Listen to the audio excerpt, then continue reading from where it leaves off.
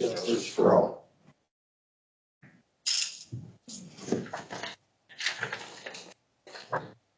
Administrator Kyle is out tonight. She had ankle surgery and will not be joining us.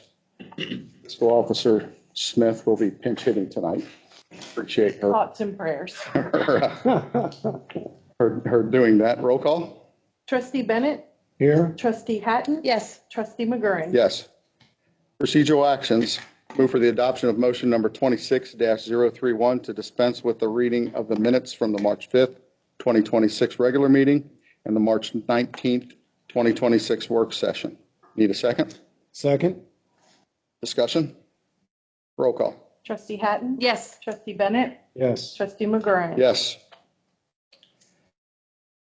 Move for the adoption of motion number 26-032 to approve the minutes of the March 5th, 2026 regular meeting. Need a second? Second. Discussion? Roll call. Trustee Hatton? Yes. Trustee Bennett? Yes. Trustee McGurran? Yes. Move for the adoption of motion number 26-033 to approve the minutes of the March 19th, 2026 work session.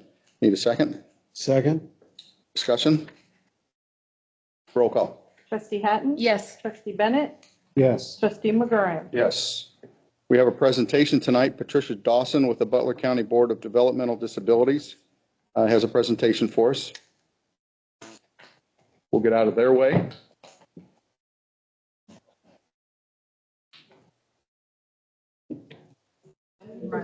Yeah.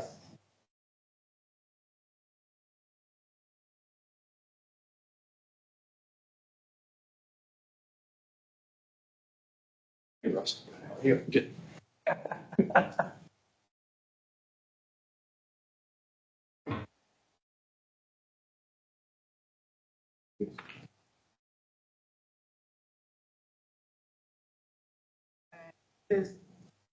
Somebody get the Yeah. slideshow mode. Perfect. Thank you so much. You're very welcome. Is that better? Am I good? Once more. That's all it's gonna do. I don't think it's some more. Like it's fine too. It'll build as the presentation builds. Well, thank you all for having me today. My name is Patricia Dawson. I'm the Public Relations Coordinator for the Butler County Board of Developmental Disabilities. The reason I'm here today is kind of give an overview of who we are, who we support, and what that looks like. And then also, as you may or may not be aware of, we do have a levy on the ballot. So I wanted to give a little bit of an explanation of what's going on with that.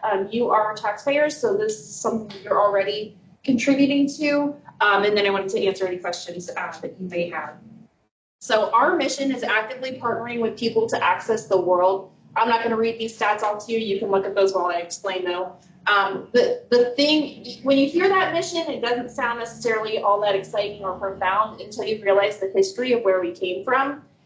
So prior to the 50s, parents that had children in Butler County who had a developmental disability, they had really two options. They could keep their child at home with them and support them with what little resources they had, or what the state offered for them was they could send them to an institution where that child would be raised in isolation, separated from their family, from their community, from the people they loved.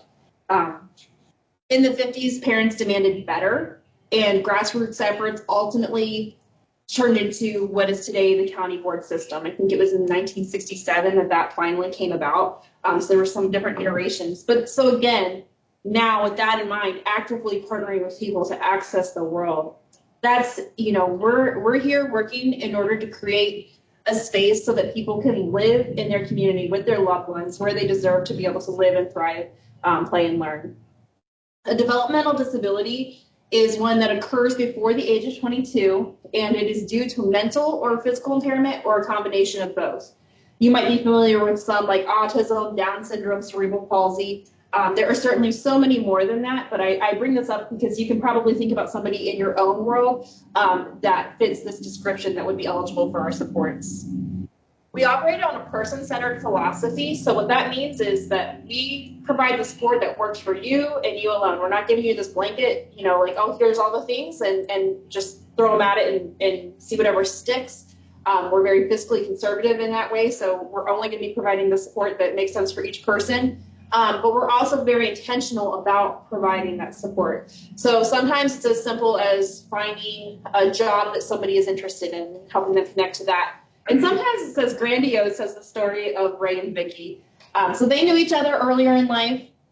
And then kind of recently, within the past 10 years, they reconnected and then they fell in love. And they wanted to be married. Now, they're not their own guardians, so that's not even legally something that they could do. And they didn't, live with each other or anything like that. But our staff and the people that, so our SSAs, you'll learn more about what that is, and then the people that work directly with them, they wanted to make this dream a reality for Ray and Vicky. So they took Ray ring shopping. They took Vicky wedding dress shopping. They held a commitment ceremony at their day program where they spend their day. The officiant there is the director of the day program. Our staff worked hard to get them in a placement so that they could be in a home together. They have direct support staff there day in and day out so that they can have that, they can live together and do that safely. And the things that they do, if you ask Ray, what does he love about Vicky? Oh, she's beautiful. And they have he has her chair, or he has his chair, she has her chair. She makes him breakfast. He waits until she goes to bed to watch the violent TV shows. So it's beautiful, and it's one of those instances of really working together to make the right fit for them. So that they can live the life that they want to live, just like we're doing for ourselves. Our supports are throughout a lifetime. It begins at the early intervention stage, that's ages 0 to 3. This is the only point where we provide direct service, and that happens through physical therapists, developmental specialists, occupational therapists. There's 2 really neat things about this support. One, it is an evidence-based coaching model of care. So our team will go in and they'll connect with the individual, with the baby, with the infant, in their natural environment. Maybe that's their home, maybe it's McDonald's, maybe it's their daycare, but they're going to go to a space where that child is in their natural environment. And then they provide supports directly to that kiddo, but also it's a coaching model of care. So they're coaching parents and caregivers on how to best support that child so that, if you're going to a physical therapist appointment, that ends when the appointment ends. And this method, that therapy continues through the parents and caregivers. For every dollar spent at the early intervention stage, at least $7 up to $30 in savings is found in supports into adulthood. So that just demonstrates really how successful this type of program is. It's also not mandated, which means that if we didn't carve this out into our budget, the state would probably pick it up, but we don't know what that would look like, and so we have been very deliberate about providing this support so that babies and young children don't miss this support at such a critical point in their lives. After age 3, that direct support moves into the school system, and then the type of support we provide is service and support administration. You can kind of think of it like a case manager, but think again about Ray and Vicky and the type of case management that looked like. It is so much more than that. It is person-centered philosophy, and it's careful attention to detail so that each person is getting exactly what they need. A large portion of the funding support that our SSA would connect a person to is a waiver. So again, prior to the 50s, a person could live in a state institution. Today, a person can waive their right to live in that institution, and then the funding that would have been provided for them there now is translated into supports that help them to successfully live in the community. So this includes transportation, employment supports, home delivered meals, homemaker personal care, which is a person that would come in and provide that direct care for a person, help them with cooking, help them with taking their medicine, help making sure that they're, healthy and safe in their environment. So the type of support that is provided through these waivers is everything a person would need in order to live fully in their community. These are funded federally. 60% of it is funded federally, and then 40% is funded through your local tax dollars through two levies that were passed in 2000 and in 2004. So when I describe this is your tax dollars at work providing this support. So a little more about these waivers. Back when our last levy was passed in 2004, 250 people were enrolled in waiver supports. Since then, jumping to 2024, that number has increased by 380% to 1,200 people enrolled in those supports. Our projections are demonstrating that the two levies that we currently that have currently been passed by voters, 97.5% of the revenue from those levies will be used for our waiver obligations in 2026. In 2027, we're projecting that our waiver obligations would actually exceed the revenue we receive from those levies. We also provide more supports like behavior supports. We have teamed up with entities like Travel Butler County and Metro Parks of Butler County to provide supports like this. It's kind of hard to see, but this is a social story. So a person who, this example is to go to jungle gyms. That might be like a sensory overload. It is for me sometimes. I love jungle gyms, but so this is just a tool to help somebody be able to go and experience that fully. Gives them some tips on like what they might want to bring, how to prepare for some, like there's sensory tips on here, checkout, things like that. So we have a lot of great partners throughout the community. Ohio is an employment first state, which means that when and where we can, we're connecting people to jobs. This is so important because it creates independence for them. It gives them an income, it gives them a meaningful way to spend their day, but it's also contributing in a really meaningful way to our community. We hear from so many employers that their most loyal, dedicated staff are the people that we're able to connect them with. These are just a few of the partners that we have. We have over 450 people with developmental disabilities employed in over 200 locations throughout the community, throughout the county. We're also a technology first state, which means when and where we can, we're connecting people to technology as a resource for their independence. So there are there's remote supports where the two women here on the left, they've got, it's hard to see it, but they've got an app up, and it's basically they live on their own. Prior to this remote support or this remote monitoring, they didn't live on their own. They had a person coming in every day to check on them and make sure they were safe. But really, they had a higher acuity than that. They didn't really need that one-on-one care. They needed something. So now there's technology in place to help monitor them, and there's a person 24/7 available on the other line in case they need something. And this has just really enhanced their independence, and it's also a massive cost savings. There's also some really neat technology, like in the other picture, again, it's hard to see, but on the stovetop, there's this little white bar, and it's a sensor that if the stove is left on too long, it'll automatically turn off. So if a person living on their own is just really forgetful, this would be a really helpful tool. There are med dispensers that will only allow medicine to dispense one time a day or whatever their prescription is. I have a friend who has a fall sensor on her bed, so she lives on her own. She has cerebral palsy, and she does have support coming in at multiple times throughout the day, but overnight she's on her own, and that's what how she wants it to be. She wants to be independent, but she is prone to falls. So there's a sensor on her bed that if she is out of bed for a certain amount of time, it'll trip a call, and then the call, if she doesn't answer, then they'll call first responders. So there's a lot of just different technology. Again, this enhances independence and also is a massive cost savings where we can. We are the Adult Protective Service Agency for people with developmental disabilities. So any instances of abuse or neglect or anything like that, of course, if a person is in immediate danger, the first call is 911. But then we support in that investigation. We work with law enforcement, and then we create plans so that that person doesn't experience that again. We also work with our legal system here for guardianship and different elements in that regard. We are part of a wraparound support, so we have a lot of partners in the community. Family and Children First Council, Help Me Grow. A lot of people actually confuse us with Help Me Grow. So that's where Help Me Grow is the agency that would connect babies and infants to us, and then our direct support professionals would go in and provide that early intervention support. Another thing that people often confuse us with is mental health. All the time I hear, oh, we just voted for your levy. Well, we haven't been on the ballot since 2004, so it wasn't us.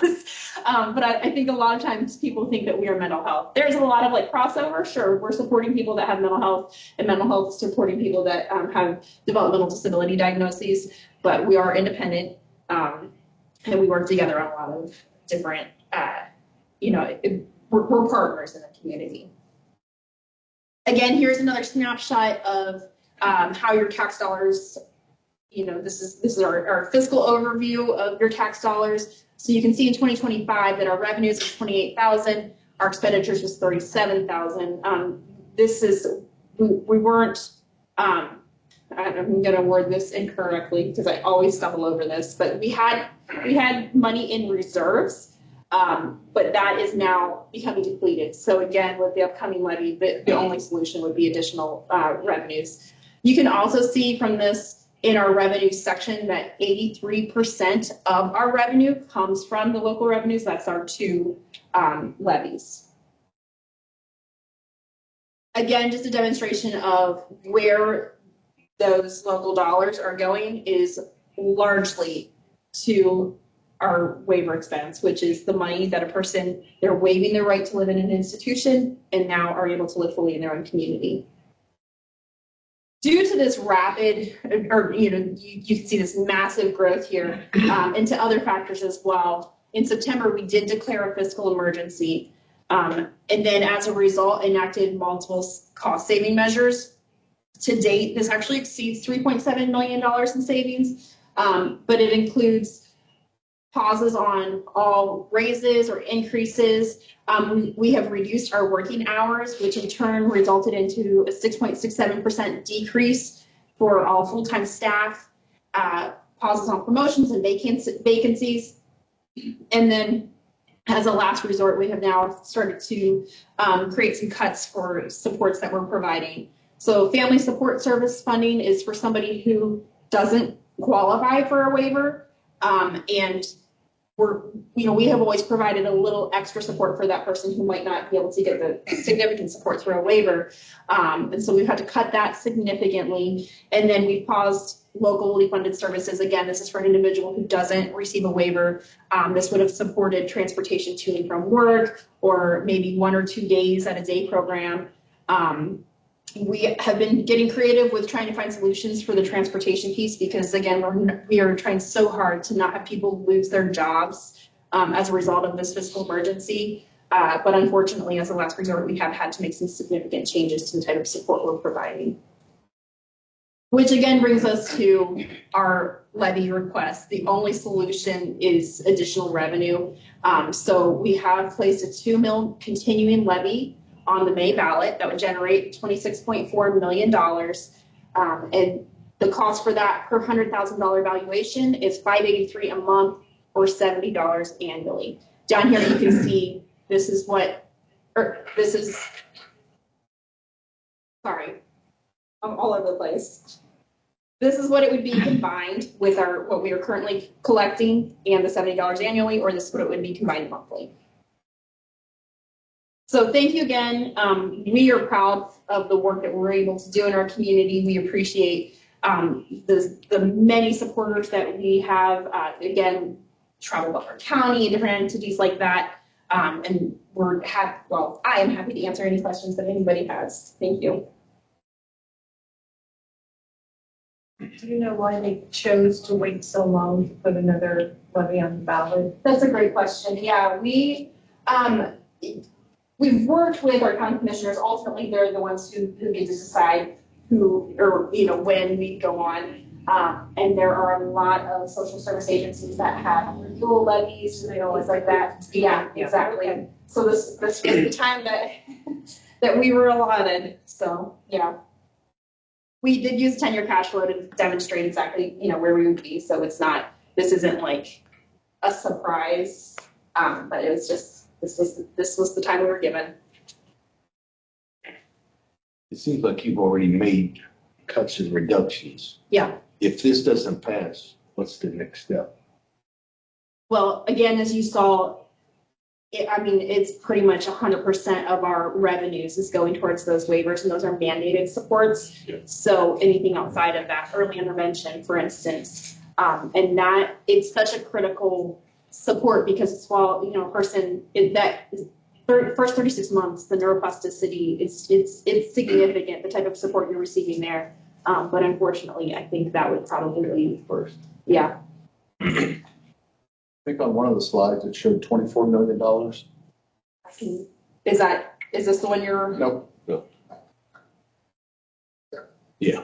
Local revenue is $24 million in 2025. We're all aware of the property tax issue. Yeah. What is your contingency if that goes away? That's another great question, and that's something that it's something that our superintendent is actively, coming up with a plan for, because that's genuinely a possible reality. So she and all the other superintendents throughout Ohio, they're meeting, I believe, monthly and working on that and praying. Yes, We're all in the we same are too. Yeah. Same boat. Yes, yeah. And I watched I wasn't able to attend, but the property tax forum, I watched it online and appreciated a lot of the commentary from that. It's same boat. It's a lot of people that wouldn't be served. It's significant. And they're not the only ones. It's brutal. Yeah. They're not the only ones. All these other groups end up losing out too.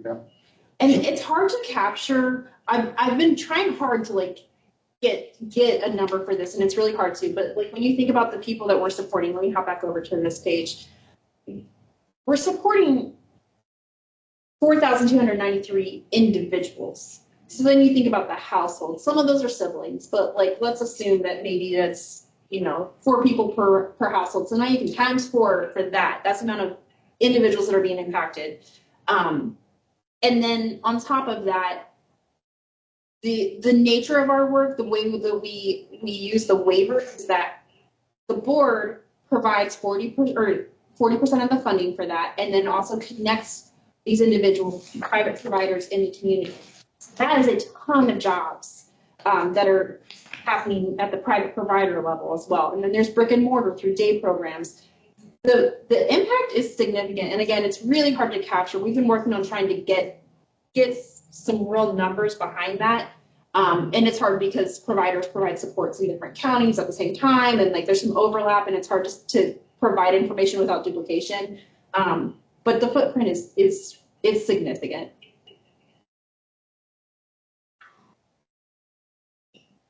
What do you attribute the increase from 2004 to 2024? Yeah, to? there's been a number of factors. And again, we don't have a solid, this is our answer. Of course, there's been growth in the county. Butler County is the second highest in the state for county to county transfers, which means people are moving to Butler County because the quality of support that they're receiving here, and they're telling their friends and their family. So there's been that. Especially after COVID, we saw a shift in the way people are receiving support and accessing it. We're now seeing significant growth in that. And the way Medicaid is reimbursed, we're seeing 100% or around 100%, or we used to see 88% reimbursement, and that has to do with billing. So there's just been it's kind of a compounding. It's been a lot of factors, and it's hard to nail down, but that's another thing that we've been discussing a lot. Increase. Yeah. I know there's been an increase in identification of autism with young kids, but Yeah. what about fetal alcohol syndrome? I can't speak to that specifically, but you also bring up another great point too, which is just medicine is better and people are surviving longer too. This is kind of a new thing for us. We're starting to experience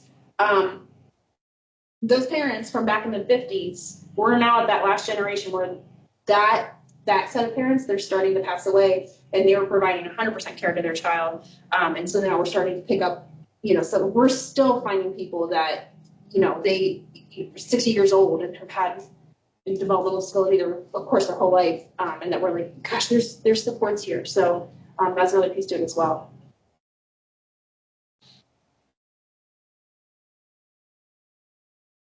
Well, I appreciate all of your questions and, the time that you gave me tonight.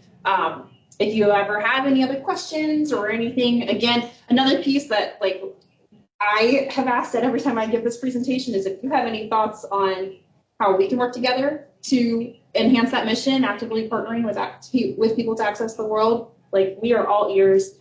So if you have any thoughts on ways that we can work together in Ross, definitely please reach out. So thank you all so much.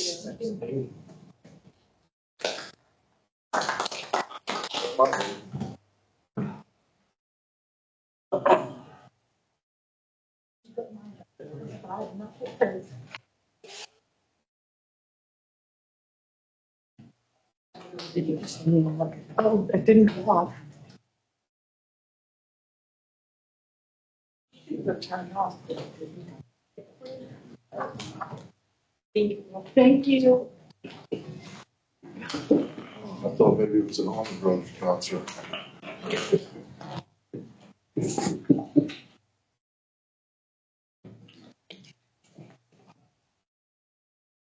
Do we have anybody for public participation tonight? Any reports, Fiscal Officer Julie Joyce Smith. All righty, hang on, I'm writing something down. Okay, that was a really ugly signature. Okay, thank you all for your consideration this evening. I have certifications of purchase orders and checks issued and written since the last meeting. And I will need your signatures on those. In front of you, I changed the banner color. This is a repeat. This is not anything different from the last month, but this is just our compounded interest that we've received to date. I typically get it mid-month, and last month I closed my year. I was able to have it for the work session, so that is just a repeat. I also have in front of you the manager reports, and keep in mind that we're 25% through the year. There is a fund status and a revenue status. And then the appropriation summary as of March 31st. This does include the permanent appropriations, and it includes all carryover balances. So that has been updated, and if you have any questions about that, I'll be happy to talk about it. I have for you to review and to sign the February March 31st bank reconciliation. It has the bank statement attached, and all is right with the world on that. And then I have the first financial credit card attestation for February. And trustees, Bennett and Hatton are officially trustees, as they were able to use their credit cards for the OTA conference. So, and then I also have a receipt, the receipts for the month of March. Nothing terribly exciting, other than we did receive 2 advances on the real estate settlement. And if we hadn't, we'd still be waiting to get, we have about 75% of our funds for general fund, fire, and police. And if we were other townships, we would still be waiting to get any of that. So I expect that we're probably going to get that in the next week to 10 days to get the balance on that. And then for your consideration this evening, you have a motion to pay. Oh, I apologize. The appropriation supplemental for the month of March. And that's the last of my handouts for all of you. If there's any questions about any of the reports. There's on back. Anything else, Julie? Nope, I'm Thank you. We will move for the adoption of motion number 26-34 to pay the bills as presented through the fiscal officer's certification of purchase orders. Need a second? Second. Discussion? Roll call. Trustee Hatton, Yes. Trustee Bennett, Yes. Trustee McGurran. Yes. Department reports. Administrator, again, pinch hitting for Lori Kyle will be All right. Joyce Smith. Double here.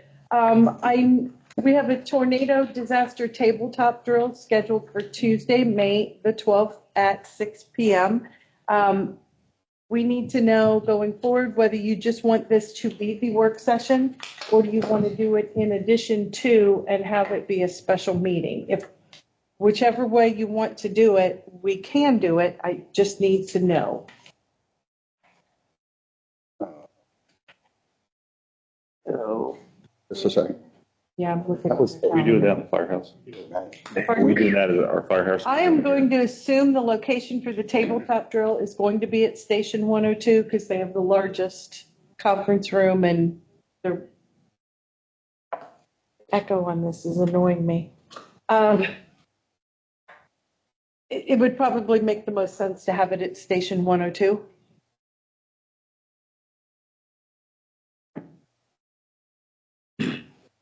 Um, I'll throw an option out there. Trustee Bennett has a conflict on the May 7th meeting. So if we did move that to Monday, the 12th, and make it, let's see, We wouldn't want to hold it in Yeah. lieu of our regular meeting. yeah, we can't do that.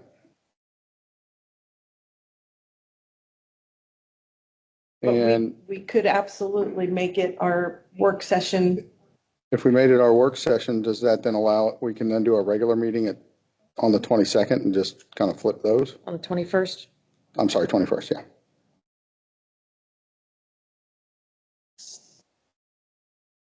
So make Tuesday, the 12th, a work session that is going to include the tabletop. Mhm. And then have the regular meeting on the 21st at our normal time. Mhm. The only caveat I see is if something should come up between, if there's a contract or something that needs to be done, we might have to do it at the 12th before the tabletop. We might actually have to conduct a little bit of it before the tornado disaster drill. If you're comfortable with that, I'm to okay with do it. it. So no meeting on the 7th. All right. Work session on the 12th and the regular normal meeting will be the 21st. Mhm. Okay. All righty. Well, There's no other questions about that. I will pass that on. You have in front of you a nuisances update. Can we stop for a second? Sure. What time is that drill? Have we, did we 6 hear o'clock. it? It is 6 o'clock. All right, sorry, thank you. And we'll confirm, but I'm going to say it's at Station 102. That's the way I have it listed anyway. Okay. Moving on, I don't know much about the nuisances. I know you have something in front of you, and I know that if you choose to move forward with it, I have something I have to mail tomorrow. And I'm going to assume it's for a property on Cardinal Avenue is the, 2222? I believe so. Yes.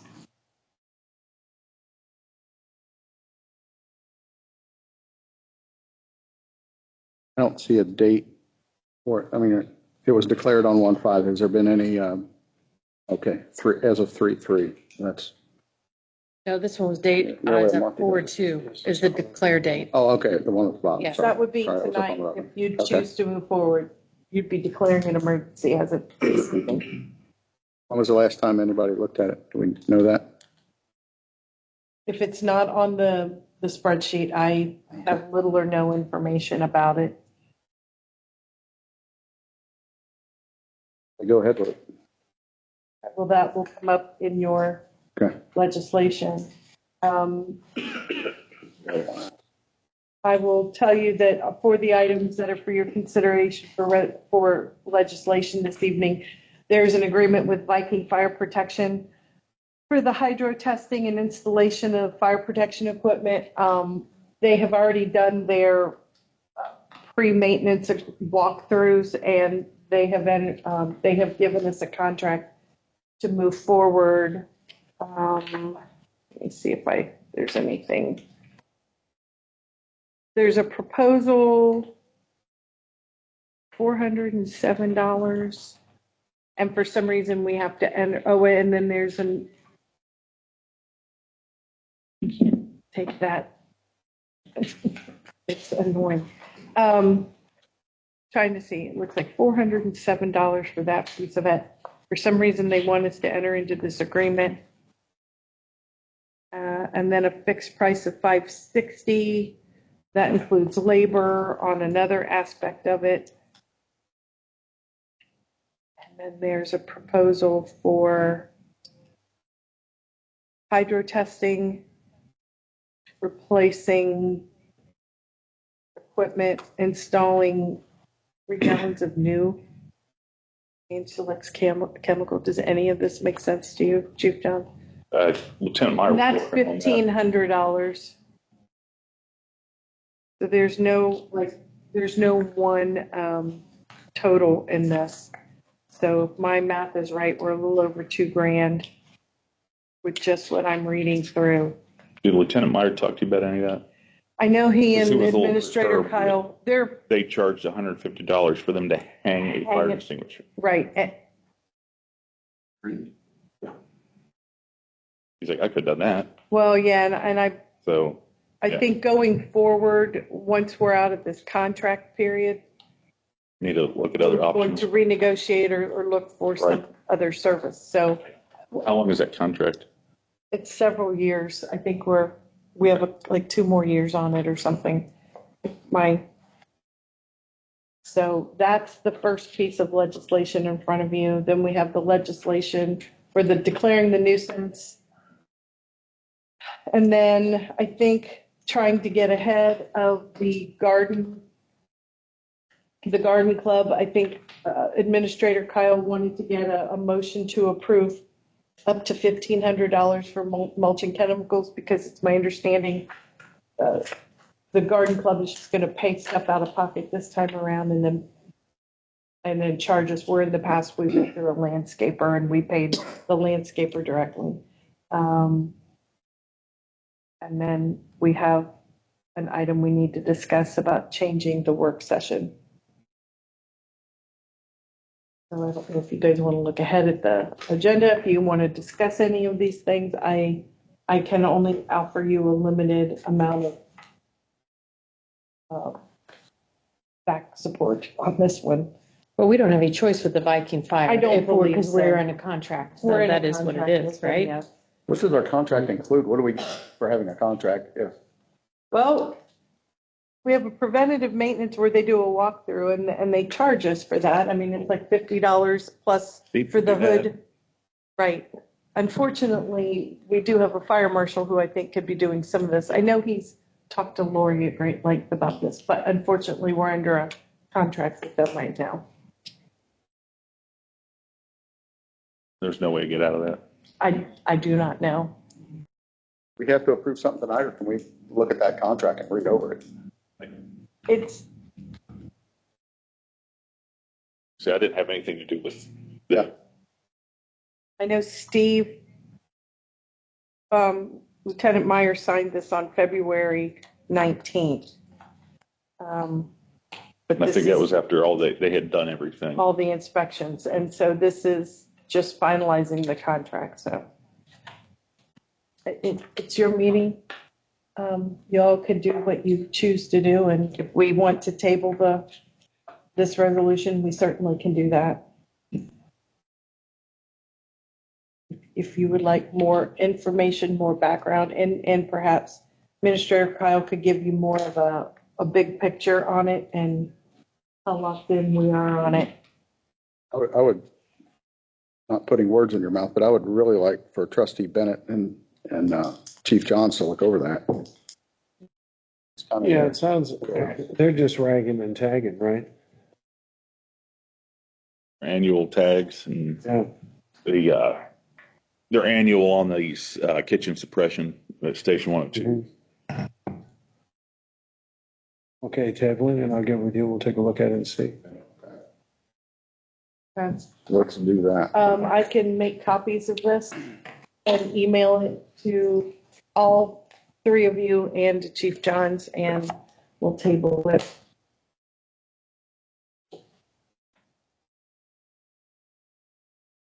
Okay. And then Trustee McGurn, I'll let you, And then the rest is, right. okay. Purpose, the township administrator has provided evidence of a nuisance violation to exist at a property on Cardinal Avenue. This resolution declares that property to be a nuisance and orders its abatement. Move for the adoption of resolution number 2026-015, declaring a nuisance for accumulated debris at 2222 Cardinal. Need a second. Second? Discussion? Roll call. Trustee Hatton? Yes. Trustee Bennett? Yes. Trustee McGurran? Yes. Purpose to expense the approval for landscaping beds at US 27 and 128. Move for the adoption of motion number 26-035 to approve payment of up to $1,500 for mulch, chemicals, and flowers for the landscape beds located at the intersection of US 27 and 128 to be paid using the TIF funds. I need a second. Second? Discussion? Roll call. Trustee Hatton? Yes. Trustee Bennett? Yes. Trustee McGurran? Yes. Move for the adoption of motion number 26-036 to approve changing the date of the April 2026 work session to Thursday, April 23rd, instead of the regularly scheduled date of April 16th, 2026. Need a second. Second? Discussion? Roll call. Trustee Hatton? Yes. Trustee Bennett? Yes. Trustee McGurran? Yes. Fire Department, Chief Chris Johns. Good evening. Before we start, I just want to thank Trustee McGurran for spearheading the assistance that we gave the Village of Millville the beginning of March during all the flooding. Very easily could have just said that's not our problem, but we didn't do that. And I appreciate your spearheading that, Russ. Reports for this month. We had a very busy month, 156 calls for service. That included pumping 12 basements out during the flooding in Millville and a water rescue from one of the residences in Millville off their porch when the creek rose rapidly. Fire inspections. Lieutenant Meyer completed 22 fire inspections this month. He installed 6 smoke detectors throughout the community for residents that did not have any smoke detectors. And we completed 268 hours of monthly training among all members in March. Another thing that's not on the agenda that I just found out after I submitted my items for the agenda, we received a grant from Duke Energy for $3,300 this week, and that will replace all of our outdated rope rescue equipment that we inherited from Fernald years ago. That's way past its service life. So that will, I submitted for it last week and we got word Monday that we were getting it. So we should have that by the end of May. A couple items for legislation.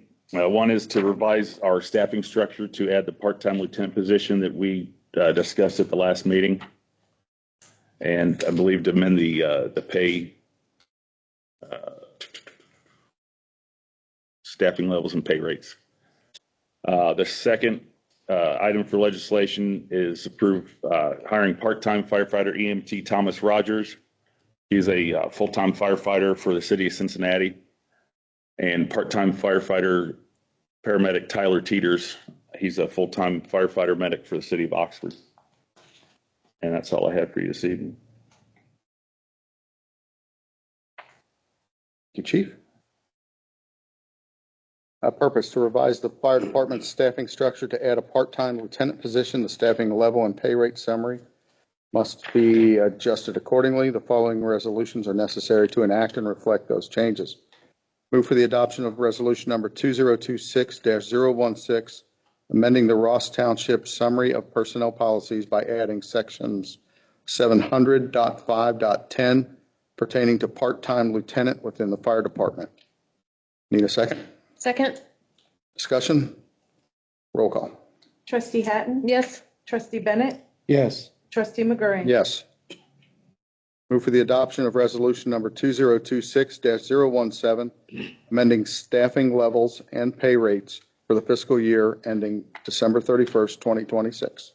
Need a second? Second? Discussion?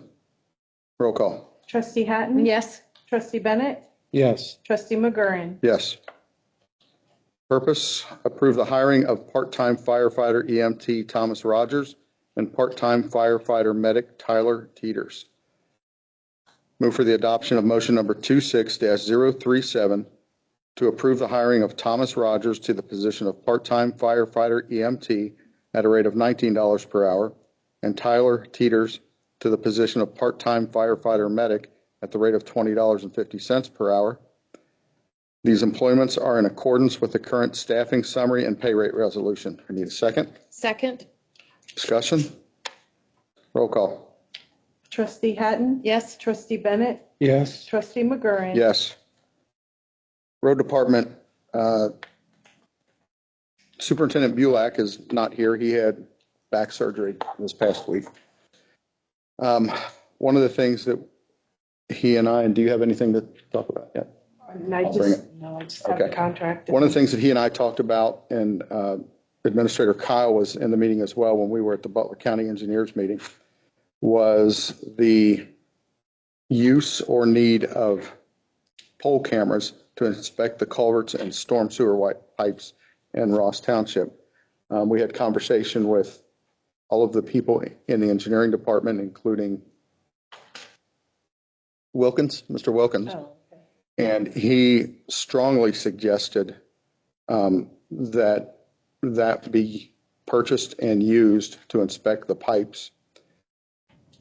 And his reasoning behind that was, and I think he kind of used dry run, from maybe dry run up to Jennifer, kind of that section, that those culverts and storm sewers are getting old. And without proper inspection, if there's dramatic damage for whatever reason, if we see it ahead of time, it can be fixed and in a bad situation mitigated. If we don't see it, then we're stuck with whatever happens. Everyone there looked at it as a proactive cost-saving measure to what is inevitably going to happen if we don't have a way to inspect those. So that is what the purpose of the next resolution would be. That's the background of it. If we want to have discussion about it, maybe we should have discussion now before we get through to the purpose. And this is a cost sharing with the stormwater district. They would pay a portion. Yep. If everyone notices on their tax bill, they pay like $13 for stormwater, that's the fund that it's going to, and that's the fund that the grant is coming from. So the total's 20,000. It's a cost share. Is that the cost that's shared, or that's what the grant supplies? And then what is the, does anyone know what the balance? I don't know if it's a true cost sharing where we share that 20,000. The 20,000, unless they contribute more, that is what our contribution would be. Okay. To townships. Okay. So when I spoke with the chief engineer Wilkins, it was almost a stupid question for me to ask. Of course it will save you money. He has no real dog in the fight. You know, we're not buying it from him. They do that on a county level, and he strongly suggested that we do that. So Mr. Bulak was wholeheartedly in favor of it. He and his team would be using it for the inspections. It would not be we would not be subcontracting or looking for anyone outside to do those inspections. I think it's money well spent, to be proactive to avoid a catastrophic failure of one of those culverts in a heavy rainstorm. Yep, and it does work within his budget. We don't have to. We're not breaking the bank on it. Mm-hmm. So, purpose: authorization to apply through Butler County Stormwater District for a $20,544 cost share program grant for a pole camera and to inspect culverts and stormwater sewer pipes in Ross Township. Move for the adoption of resolution number 2026-018, authorizing application for a grant from Butler County Stormwater District for a cost share program funds to assist with the cost of the pole camera in the road department, and authorizing the president of the board of trustees to execute any required documents in connection with the grant application. I need a second. Second? Discussion? Roll call. Trustee Patton? Yes. Trustee Bennett? Yes. Trustee McGurran? Yes. Also, Trustee McGurran, when this comes around to you, there's also a second contract that you need to sign Okay. and date. All right. Police Department, Chief Gerhart. Thank you, Board. Couple of things real quick. I'll just go over monthly stats. Been a busy month. Again, I'm sure it's going to get busier as the summertime approaches. But thankfully, 2 of our recruits have less than 2 months left in the academy, and then they'll be starting the FTO program out on the road. So for March, we had 712 calls for service. Some of the highlights, I'm not going to put on this one, still 0 burglaries or breaking and enterings for last month, which is really a testament to the high visibility patrol of our officers as they're out there. Also, people giving us their vacation checks. So if you're going on vacation, give us the vacation check. It goes on a list, and we're going to check that on every shift, minus an emergency. 17 suspicious person calls, 18 school zone checks, 45 traffic citations issued versus 108 traffic stops and 40 traffic warnings issued. 118 business checks, 142 vacation checks, and 48 extra patrols. People were acting up last month a little bit, so we had 15 misdemeanor arrests, 3 warrant arrests, and a couple felony arrests also. And OVIs and OVI-related crashes were up. I don't know why you want to drive drunk in this township when you have Uber, but you better not do it. We had 7 OVIs for the month of March, which is way too many. So we had 3 of those were OVI-related accidents, and we had 6 injury crashes. So don't do it. You're going to get caught. Social media, mainly because I post videos about the dog in his car. We were up 88%. We had for the month of March. I haven't been drinking yet. 270,000 views on social media for our canine car and everything. I make a video, it's like 2 hits. Blitz makes a video of his car, it's like 6 million views. That's all right. That's okay with Blitz.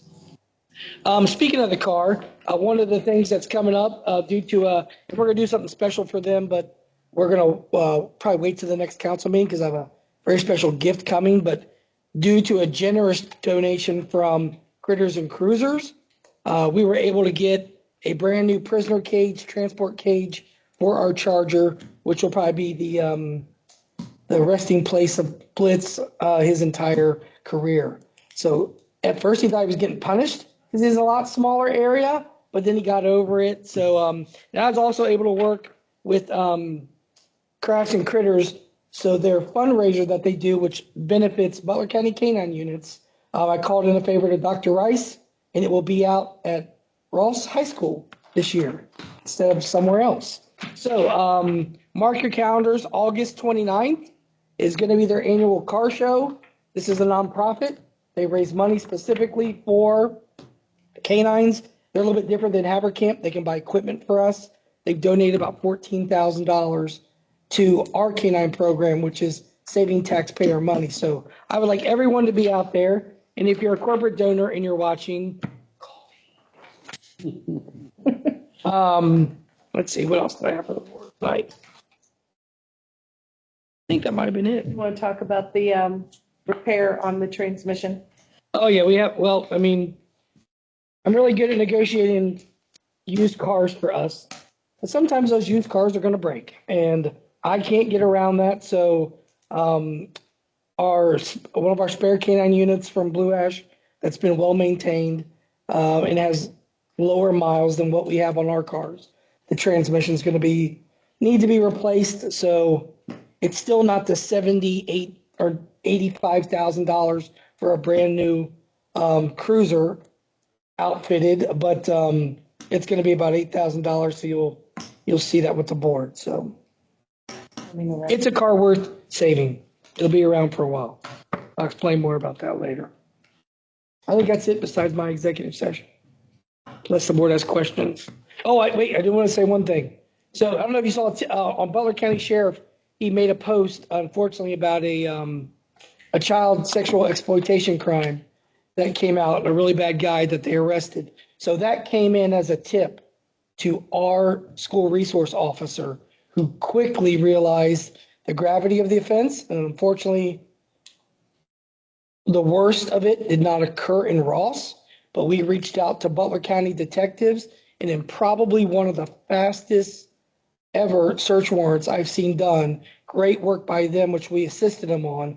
We went to the house with our officers and them and Canine Blitz, and were able to take this guy into custody who was trying to flee as soon as they got there. And I can tell you that I believe based upon my initial knowledge of the report, he'll be in prison for the rest of his life, which he should be in prison for the rest of his life. But really good job by our people recognizing it, contacting the sheriff's office, and us cooperating together to remove a predator out of our community. So, As a person in the Ross community? the victims are a part of the Ross community. Where some of the offenses occurred was in the jurisdiction of the sheriff's office. So, yeah, very unfortunate. Prayers for the victim's family, but let's see him in prison for the rest of his life. Not going to comment on that. That's all I have for the board. Thank you, Chief. Do we need a PO for that transmission? It's right here, it's coming, Okay. yeah. Ask or you shall receive. Township business, old business, anything from the administration? Anything from the board? New business. The thought of data centers came to my mind. I think we're prime for something like that. I don't know of anything. Nothing's been said, but I did check with the county and everybody that I could. There's nothing we can do to stop it if it is owned in an area that allows it. So we don't have our own zoning. The only thing we can do as a board, and I suggest we start looking at that, would be through our land use plan, which will bring up another subject. But we've probably got to look at that and tighten that up as much as we can, because that's really the only influence we have over that.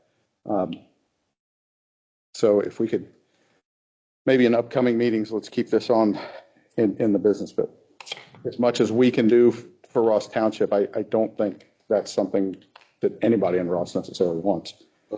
And, again, with the zoning failing the last time, we have very little control over it other than this. I also talked to Ronnie Watson a little bit earlier today, and he will be presenting to the board his plans on 5 acres of his property, which is between 27 and Herman Road, to put in an assisted living facility that will have 24 rooms. Mr. Watson uses terms like Taj Mahal and single story. It will not be something tall. And he said he will be the first resident. So I don't know how much that is necessarily true. That sounds like I think that is a facility that is needed in this area. I think there has been a term used, cradle to grave, and we got the cradle covered. But having a place where people can finish out, the rest of their life here in Ross Township, that might be a good thing. And I think Mr. Watson will do a great job for that. With that, he's already approached the zoning department, and I think everything is on course and ready for that to proceed. So I just wanted to bring that up. That'll be coming in the future. In terms of old business, anything else from the board? All right, announcements. Anything from the administration or the board? Correspondence? Couple things. Oh, Are you going to? on correspondence Okay, or announcements? correspondence. Okay. Notification was received from Duke Energy dated February 27th, 2026, that Duke Energy Ohio Incorporated will be filing an application with the Public Utilities Commission of Ohio, otherwise known as UCO, to increase their electric distribution rates. This request seeks to recognize in rates Duke Energy Ohio's investment in its electric delivery system needed to provide safe and reliable electric distribution services for their customers in Southwest Ohio. If approved by the commission, the new electric distribution rates will take effect in 2027. I have those here. I think we all do. It is about 10 pages if anybody wants to see that or peruse through it. We can give you a copy of it or we can email it to you. But there's a lot in there.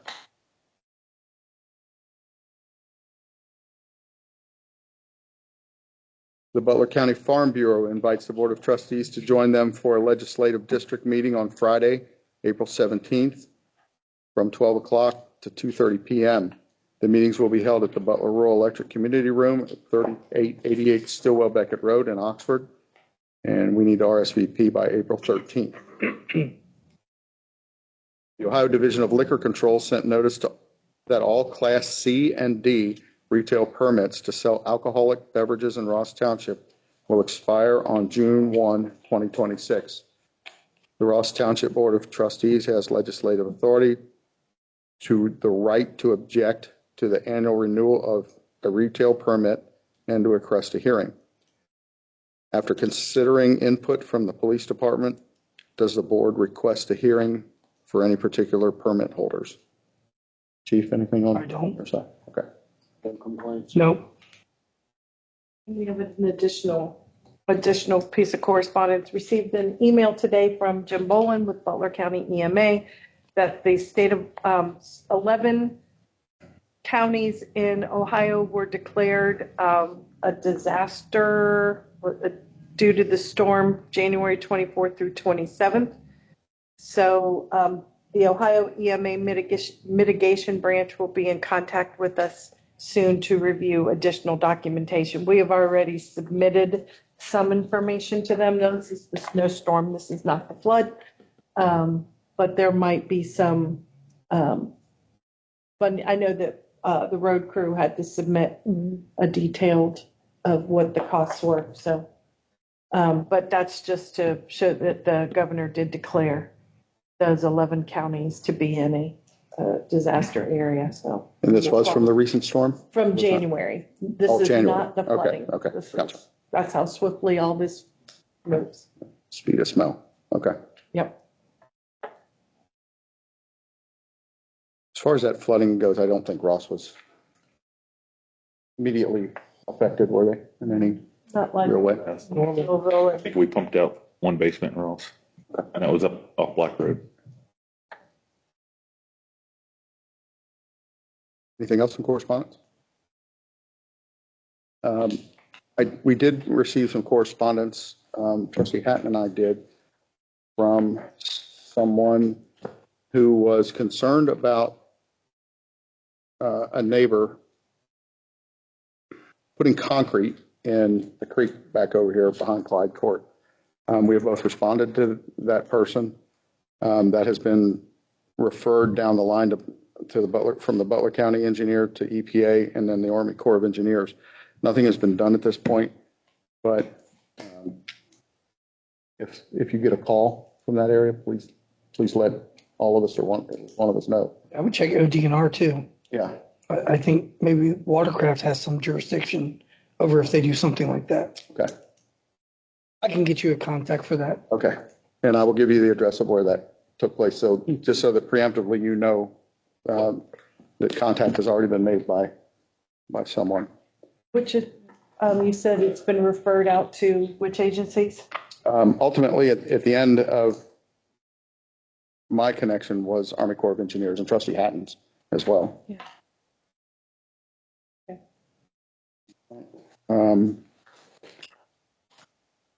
We have been given information, and I haven't read over it in enough detail yet, but we've been given information for a shower remodel, basically bathroom remodels at 101 and 102 fire stations.